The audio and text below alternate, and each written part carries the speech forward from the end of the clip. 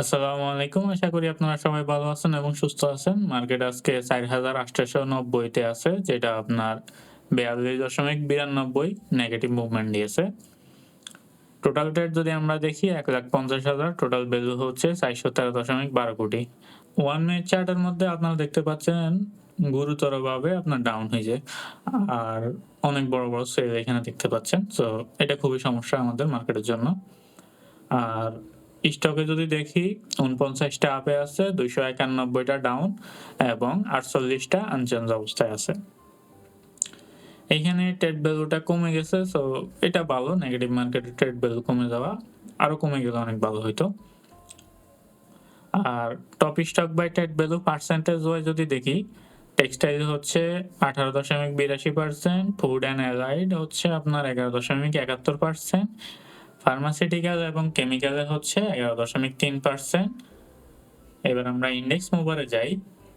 তো index মুভারে EBL হচ্ছে সবার উপরে, এরপরে ইউসিবি, এরপরে পূবালী ব্যাংক, এরপরে ইউনিয়ন।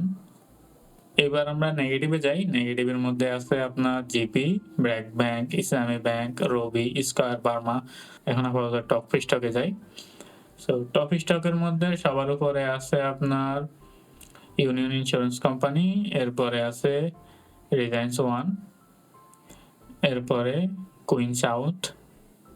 আর লুজারে যদি যাই, লুজারের মধ্যে সবার উপরে আছে এএফসি আর্গো, এরপরে আছে ফ্যামিলি ট্যাক্স, এরপরে প্রগ্রেসিভ লাইফ ইন্স্যুরেন্স।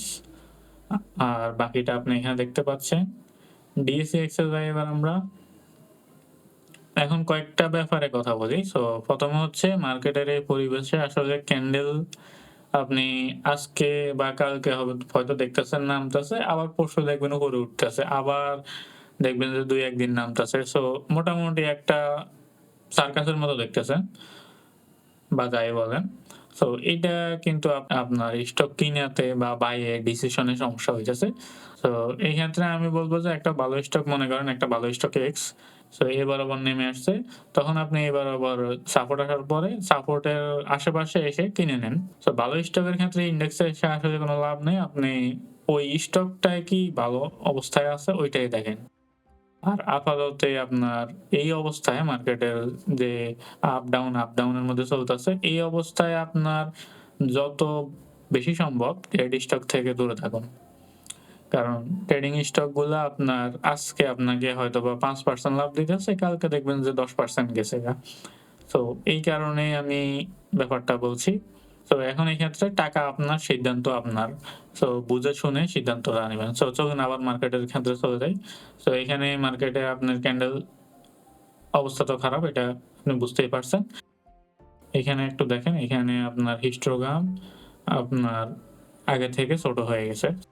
সো এখন আপনি কোয়েশ্চেন করতে পারেন যে আগামীতে মার্কেটটা আপনার পজিটিভ হবে কিনা?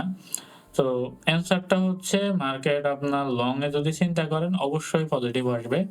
আপনি যদি ১ মাসের কথা চিন্তা করেন তাহলে ১ মাসের মধ্যে আপনার পসিবিলিটি যে মার্কেট পুরো ওভারঅল মার্কেটটা একটা পজিটিভ ভাইব আসবে।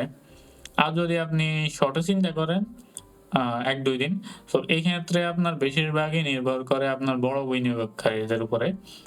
আ ছোট বিনিয়োগকারীদের হাতে খুব একটা বেশি পাওয়ার নাই এই ক্ষেত্রে।